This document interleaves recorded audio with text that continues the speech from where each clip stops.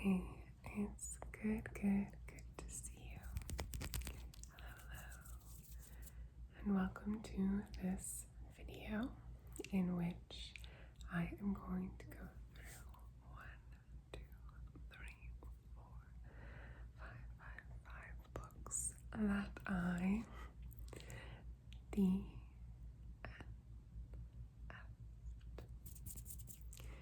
Books that I did not finish. I've talked in the past about my school of thought regarding DNFing.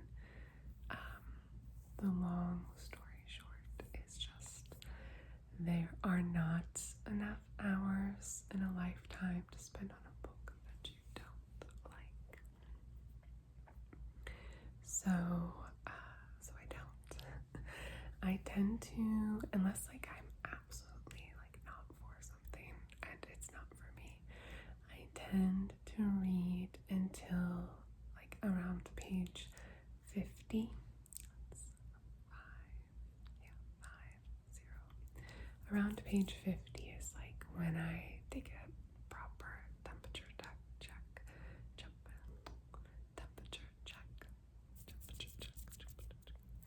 A proper temperature check, and then decide if I want to continue or not with the book.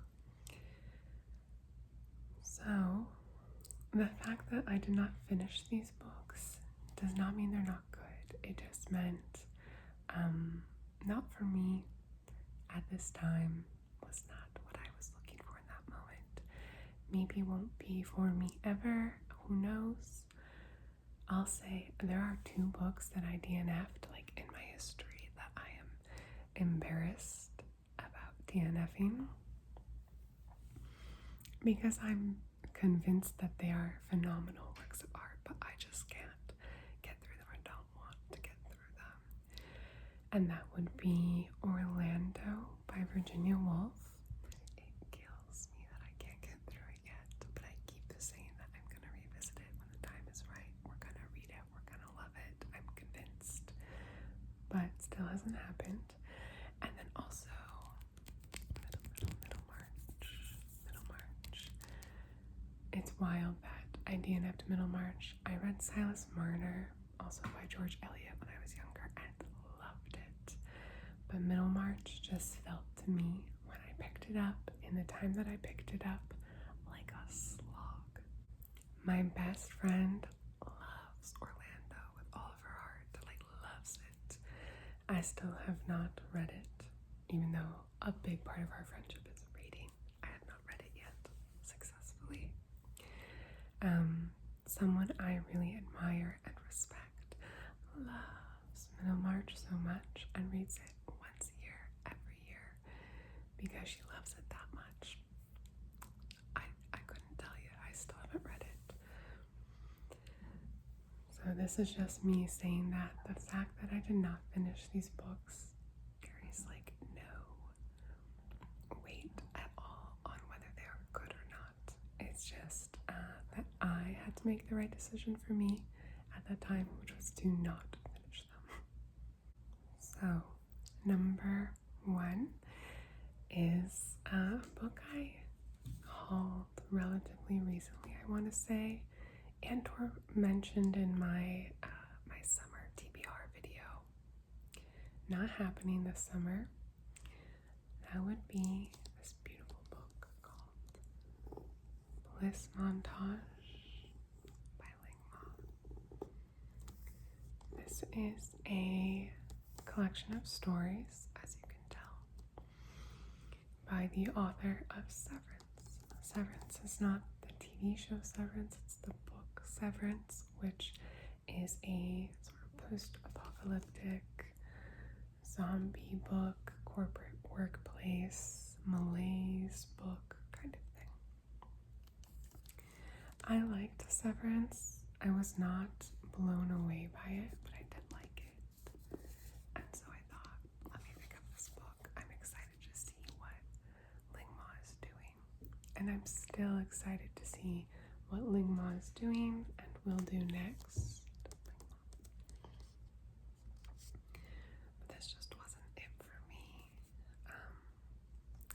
in this moment. I did think that the stories were fresh in a way, like they felt young and fresh in that way to me, in a way that I appreciated. But they all felt really incomplete to me, like not fully explored at all. I read 3 of them before I decided to call it quits. So the first one is called Los Angeles. And in it, this woman is living in a house with all her ex-boyfriends in Los Angeles. Da, da, da, da, da. Her main boyfriend, like her current boyfriend, some kind of finance bro figure. So when he talks to her, he just talks in money. Like that's him talking about money at the top of the page. Dollar, dollar, dollar signs. And I thought that that was so fun, such a fun way to represent their inability to really communicate, and maybe their lack of shared values. But the ending, like the other stories for me, the ending like did not satisfy in the least. And the whole concept of the house full of ex-boyfriends, which I do really like, to me kind of felt like just a less fully realized version of the same concept that is at play in Temporary by Hilary Lecter.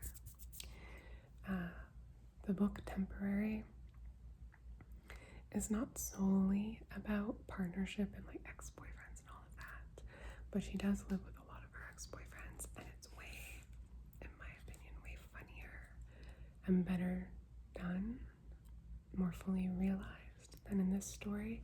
So I just like was left wanting. Same thing with Oranges, pretty good story, but like at the end it felt like the first act almost. I was like, okay, but now what?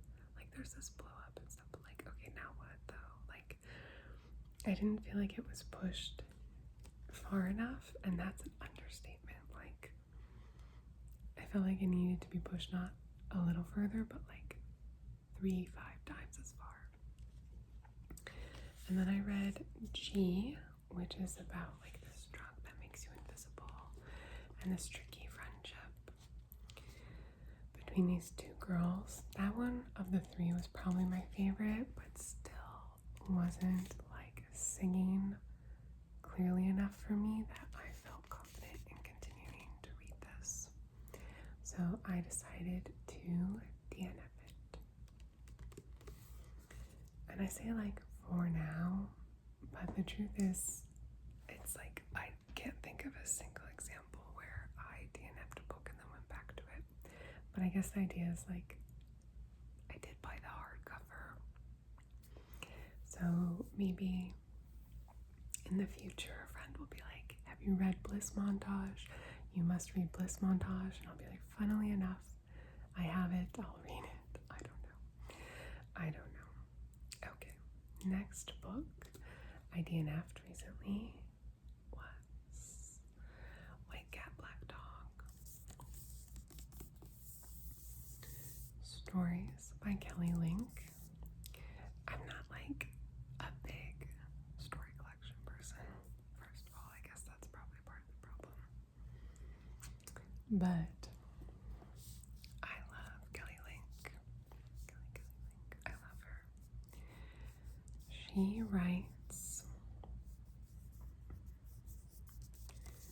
these beautifully done, magical, fantastical, fairy tale-like stories that are so original and honestly just stunning. But I think her other collections, in my opinion, are better, or I liked them better. I even read part of a story of hers called Cat Skin, one word, Cat Skin. You can find it online in the magazine it was published in. Just read it. It's so good. It's so it just like unspools, and it's this like epic fairy tale like story, but it's so surprising and new, and it's wonderful. So if you've not read Kelly Link before, I would say start with Stranger Than Fiction or Magic for Beginners, or what's the other one called? It's that House Upside Down. I forget. Any of those.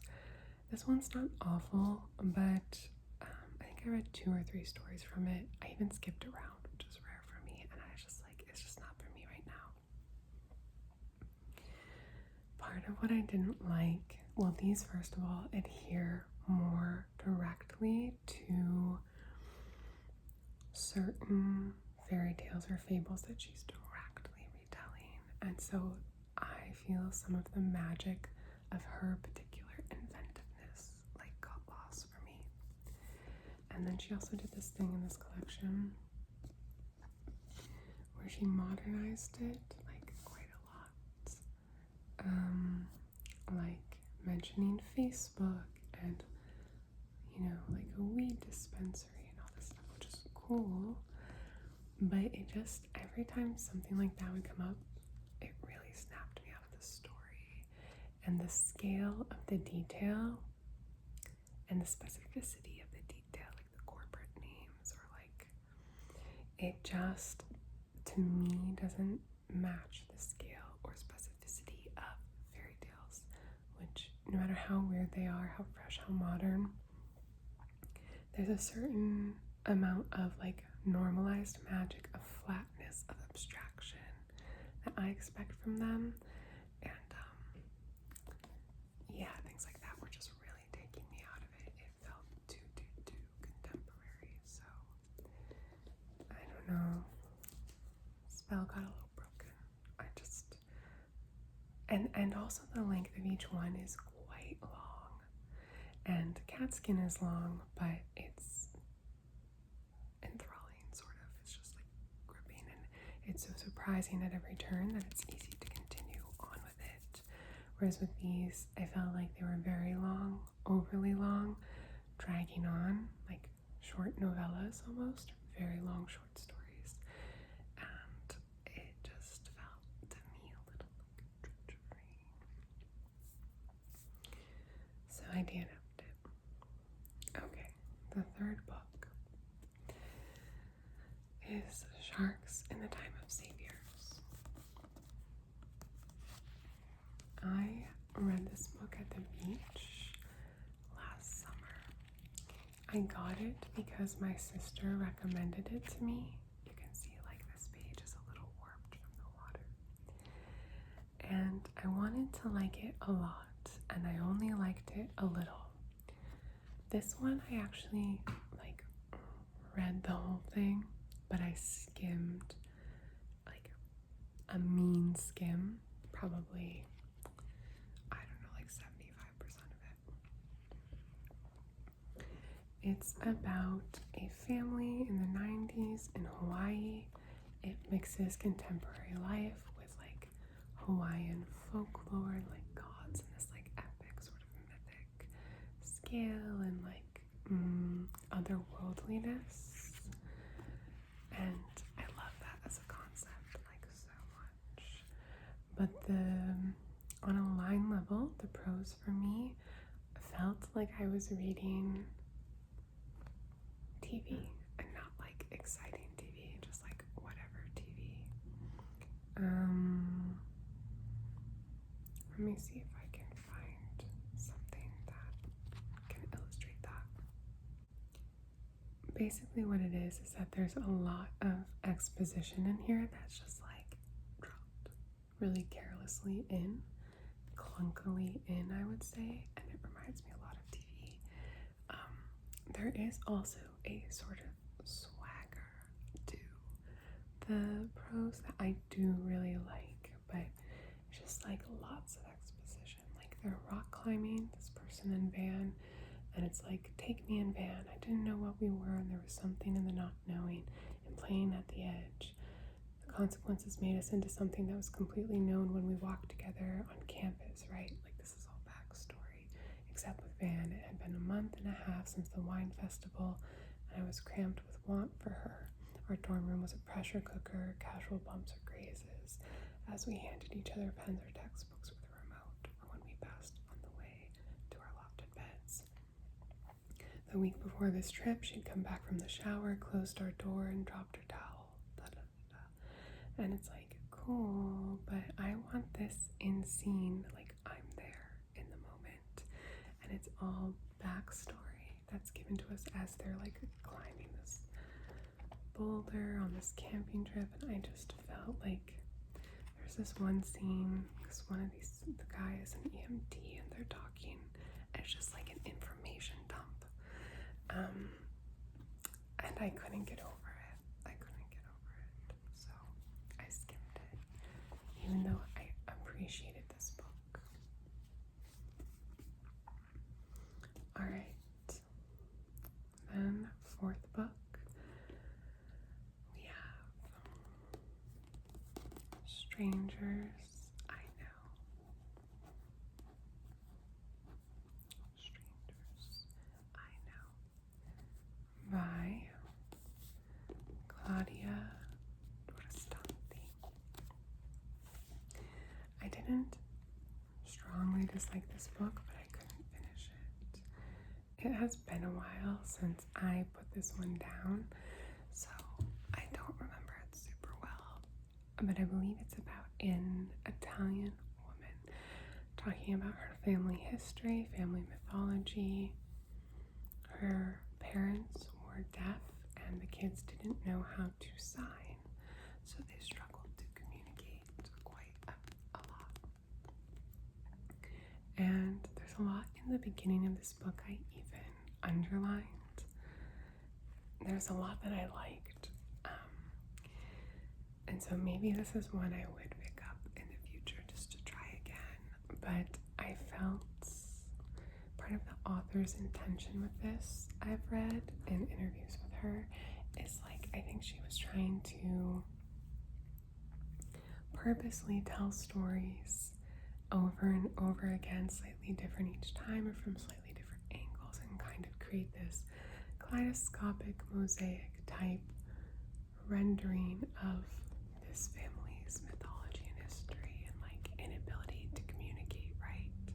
So those stylistic decisions are in keeping with the central theme of this book. So they're all decisions that I can appreciate, but in practice as a reader going through this and just like circling over and over again X story or Y thing, like I didn't really feel driven forward in the way I would have wanted. I think I had read that she said like she wanted it almost to be read as an oracle, where you could just flip to a page and read some accounting of this family's story and have that be the truth for that moment. But I prefer a reading experience where I'm like sitting down and getting through it and going through chronologically. I just do. This is in the afterword, the author's note. In my own primal dreams, La Straniera, Strangers I Know, was meant to be read in a non-linear fashion. Ideally, every edition would present a different chapter sequence, as I believe this would affect the experience of the reader and make it clear that there is no obvious entrance into or exit from a life. In the end, you would find many different books, susceptible to variations and second guessing, as if you were reading a horoscope that's applicable to anyone and yet unique to every single person. And later she says, this is what I've always asked of fiction, to be personal and anonymous, situated and universal, mine and everyone else's. So I really appreciate that. Again, the actual experience of reading it for me was not doing it. I think I would love the idea of different editions published with a different order, but maybe just like a string or two, a thread or two rather, to like pull us along, even if it doesn't always make sense because of the mixed up orders. just a little bit of an engine, which I didn't feel like I felt or saw for me. Alright, and then the fifth book is this one. I don't even know if I have that much to say about this one. This is The Dutch House by Anne Patchett. I love this cover also. Like, is this not exactly what we want from a paperback? For me, in some ways, it really is. This was my first time reading Anne Patchett. I think I want to pick up Commonwealth and give it a shot, but I want to like her so badly. And I don't dislike her strongly, but I just couldn't get into this. I felt like the characters were pretty good even, and the setting was good. The writing was alright. It was good. It wasn't like wooing me, but it was good. Very solid all around. So solid. But I just felt like the story was like a little predictable, maybe. It's about this house, this family who lives there. The family structure is a bit imbalanced. O sea, the father is going to remarry. The kids have feelings about the woman he's going to remarry. The woman has strong feelings about the house in which they live. They have a stepsister with an interesting relationship to them. And I don't know, I just kind of felt like I could see where things were going. So a little predictable. And I read the summary afterwards and I was right. And that would even be fine if like the way of writing the prose was like on fire. But for me, it didn't really do it that way. It didn't really have that effect on me. And also, yeah, it was like the characters were good, but I just found myself reading just kind of like, I even know what the stakes are, but like somehow, for some reason, I still can't find it in me to care. I don't know why. So I think it was just a bad fit for no real reason, unfortunately.